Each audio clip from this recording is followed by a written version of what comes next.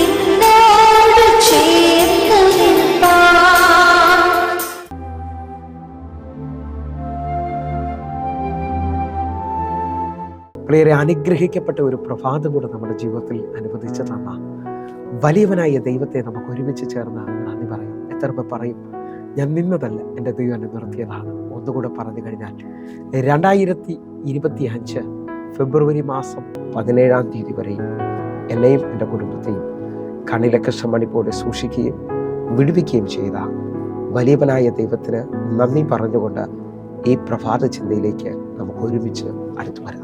ശത്രു നിന്റെ മേൽ കൊണ്ടുവച്ചിരിക്കുന്ന ഭാരങ്ങളെ നീക്കുന്ന ദൈവം. പ്രിയരെ, പ്രാരംഭവാക്യത്തിലേക്ക് വിശുദ്ധ മത്തായി എഴുതിയ സുവിശേഷം 11-ാം അധ്യായം അതിൻ്റെ 28-ാമത്തെ വാക്യം. അധ്വാനിക്കുന്നവരും ഭാരം ചുമക്കുന്നവരും ആയുള്ളവരെ എല്ലാവരും എൻ്റെ അടുക്കൽ വരുവിൻ, ഞാൻ നിങ്ങളെ ആശ്വസിപ്പിക്കും. പ്രിയരെ, ഈ പ്രഭാതത്തിൽ ദൈവം നമ്മോട് ഇടപെട്ട അനുഗ്രഹിക്കപ്പെട്ട വചനത്തിനായി നമുക്ക് ഒരുമിച്ച് ചേർന്ന് ദൈവത്തിന് നന്ദി പറയാം. എൻ്റെ കൂടെ ചേർന്നുകൊണ്ട് ഈ പ്രഭാതത്തിൽ വിശ്വസിക്കുന്നവർ ഈ വചന ശബ്ദത്തെ ഏറ്റെടുക്കുവാൻ തയ്യാറാകണം. ഈ വാക്യത്തിനകത്ത് വ്യക്തമായി ദൈവം നമ്മോട് പറയുകയാണ്, അധ്വാനിക്കുന്നവരും ഭാരം ചുമക്കുന്നവരുമായുള്ളവരെ എൻ്റെ അടുക്കൽ വരുവിൻ, ഞാൻ നിങ്ങളെ ആശ്വസിപ്പിക്കും. വചനം നിങ്ങൾ ശ്രദ്ധിച്ചു നോക്കി. ദൈനംദിന ജീവിതത്തിൽ അധ്വാനിച്ച് കഷ്ടപ്പെടുന്നവരുണ്ടാകാം. എന്നാൽ അടുത്ത പദം നിങ്ങൾ ശ്രദ്ധിച്ചാൽ ഭാരം ചുമക്കുന്നവരും ആയുള്ളവരെ. നിങ്ങൾ ശ്രദ്ധിച്ചു നോക്കിയേ, അവിടെ വ്യക്തമായി എഴുതിയിരിക്കുകയാണ്, ഭാരം ചുമക്കുന്നവർ. ഈ പ്രഭാതത്തിൽ ദൈവം എന്നോട് പറഞ്ഞു, ശത്രു നിന്റെ മേളിൽ വലിയ ഭാരങ്ങൾ കൊണ്ടുവച്ചിട്ടുണ്ടെങ്കിൽ അതിനെ യേശുവിനെ നീക്കാൻ കഴിയും. ഒറ്റ കാര്യമാണ് അതിനകത്തുള്ളത്, നാം ദൈവത്തോട് അടുക്കുക എന്നുള്ളതാണ്. നാം ദൈവത്തോട് പറ്റി നിൽക്കാൻ കഴിയുമെങ്കിൽ 91-ാം സങ്കീർത്തനം 14-ാമത്തെ വാക്യം പറയുന്നു, അവൻ എന്നോട് പറ്റിയിരിക്കാൻ ഞാൻ അവനെ വിടുവിക്കും. എന്നെ കേൾക്കുന്നവരെ, ദൈവത്തോട് അടുത്തു വരുന്ന, ദൈവത്തോട് ചേർന്ന് നിൽക്കുന്നവൻ വിടുതൽ കാണാൻ തുടങ്ങും. അവന്റെ ഭാരം ദൈവം എടുത്തു മാറ്റുന്നത് കാണാൻ കഴിയും. യായിറോസിന്റെ കൂടെ യേശു തന്റെ വിഷയത്തെ പരിഹരിക്കാൻ പോവുകയാണ്. പോകുന്ന വഴിയിൽ തന്റെ മുമ്പിൽ വലിയ ഭാരമാണ് വെളിപ്പെട്ടത്. എല്ലാം അവസാനിച്ചു എന്നു.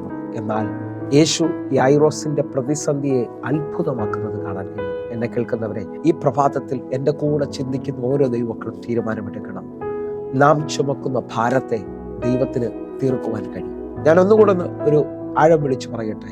ജീവിതത്തിനകത്ത് കടഭാരമാണ് മുമ്പോട്ട് പോകാൻ പറ്റാത്ത അനുഭവമുണ്ട്. ജീവിതത്തിനകത്ത് മറ്റുള്ളവർക്ക് വേണ്ടി ജീവിച്ച് ലോണും കടബാധ്യതയിലുമായി ജീവിതം ഇനി മുമ്പോട്ട് പോകത്തില്ലെന്ന് പറയുന്ന നിലയിൽ കടം വന്ന് ഭാരപ്പെടുന്നവരെ ഞാൻ കണ്ടിട്ടുണ്ട്.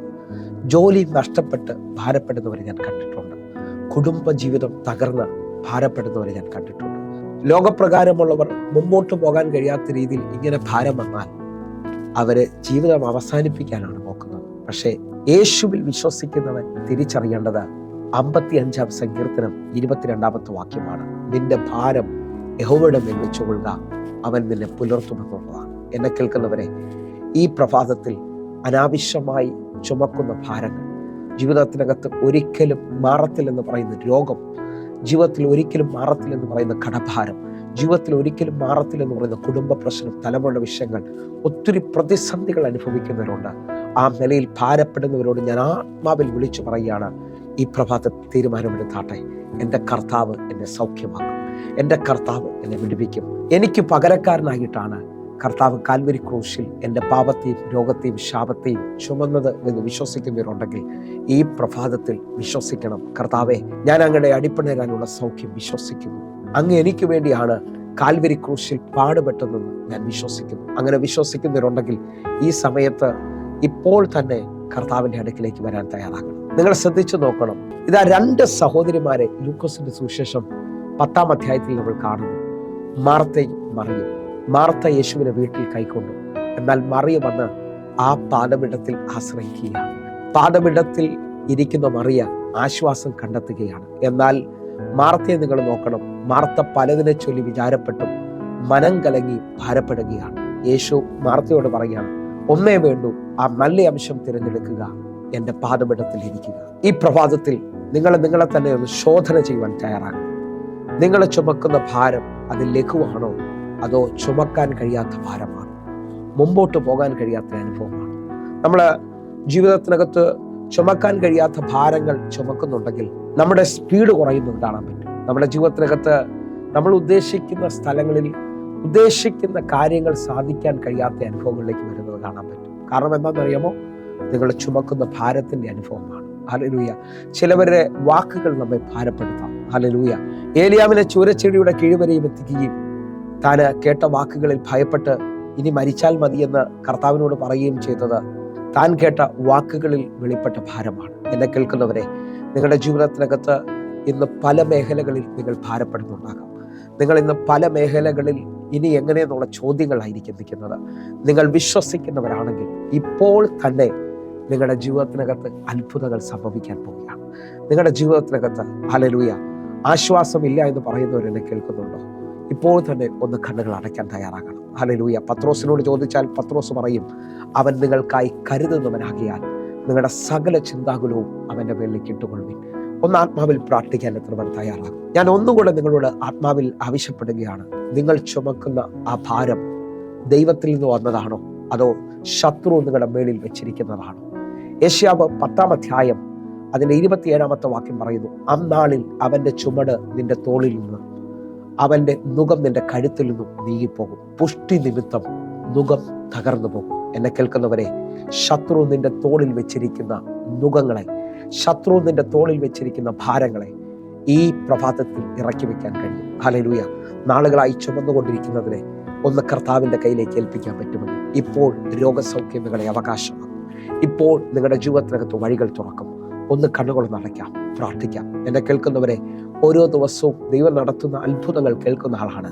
ആ നിലയിൽ വിശ്വസിക്കാമെങ്കിൽ ഈ പ്രഭാതം നിങ്ങളുടെ ഭാരം മാറിയെന്നുള്ളത് നിങ്ങൾ കേൾക്കാൻ പോകും. ഈ പ്രഭാതം നിങ്ങളുടെ അത്ഭുതത്തിന്റെ പ്രഭാതമാകുകയാണ്. കണ്ണുകൾ നടക്കാം, നമുക്ക് ഒരുമിച്ച് പ്രാർത്ഥിക്കാം. എൻ്റെ കൂടെ പ്രാർത്ഥിക്കണമേ. ഞങ്ങളെ സ്നേഹിക്കുന്ന ഞങ്ങളുടെ നല്ല കർത്താവേ, ഈ പ്രഭാതത്തിൽ എന്നെ കാണുന്ന എന്നെ കേൾക്കുന്ന ഓരോ മക്കൾക്കുമായി ഞാൻ പ്രാർത്ഥിക്കുന്നു. ഇവർ അനുഭവിക്കുന്ന ഭാരങ്ങൾ ഇവരുടെ മേളിൽ നീങ്ങിപ്പോകട്ടെ. ഇപ്പോൾ തന്നെ ഇവർ സ്വതന്ത്രരാകട്ടെ. യേശുവിൻ്റെ നാമത്തിൽ ഇവരുടെ സ്പീഡ് വർദ്ധിക്കട്ടെ. ഇവരെ വിടുതലുകൾ വെളിപ്പെട്ട് വരട്ടെ. കർത്താവ് ഒരു അത്ഭുതം ഇവർക്ക് വേണ്ടി ചെയ്യാൻ പോകുന്നതിനായി നന്ദി. യേശുവിൻ നാമത്തിലും യേശുവിൻ്റെ രക്തത്തിലും ഞാൻ പ്രാർത്ഥിക്കുന്നു. കർത്താവിൻ്റെ കരം വെളിപ്പെടട്ടെ. കർത്താവ് അത്ഭുതങ്ങളെ ചെയ്യുന്നതിനായി സ്തോത്രം. ദൈവത്തിൻ്റെ പ്രവൃത്തി വെളിപ്പെടുന്നതിനായി നന്ദി. കർത്താവെ, ഞങ്ങൾ സമർപ്പിക്കുന്നു. ഇതൊരു വിടുതലിൻ്റെ പ്രഭാതമാണല്ലോ. ആമേൻ, ആമേൻ. ഈ പ്രഭാത സന്ദേശം നിങ്ങൾക്ക് അനുഗ്രഹമാകുന്നുവെങ്കിൽ എന്നെ കേൾക്കുന്നവരെ നമ്മുടെ യൂട്യൂബ് ചാനൽ സബ്സ്ക്രൈബ് ചെയ്യുകയും ഫേസ്ബുക്കിലേക്ക് നിങ്ങൾ ജോയിൻ ചെയ്യുകയും ചെയ്യണമെന്ന് ഓർമ്മ. അതേപോലെ തന്നെ എല്ലാ ദിവസവും ഇന്ത്യൻ സമയം 6 മണിക്ക് വൈകിട്ട് നമുക്ക് സൂമിൽ ആരാധന നടക്കുന്നു. നിങ്ങളെ ക്ഷണിക്കുകയാണ്. കർത്താവ് നിങ്ങളെ അധികത്തിൽ മാനിക്കട്ടെ. God bless you. ആമേൻ.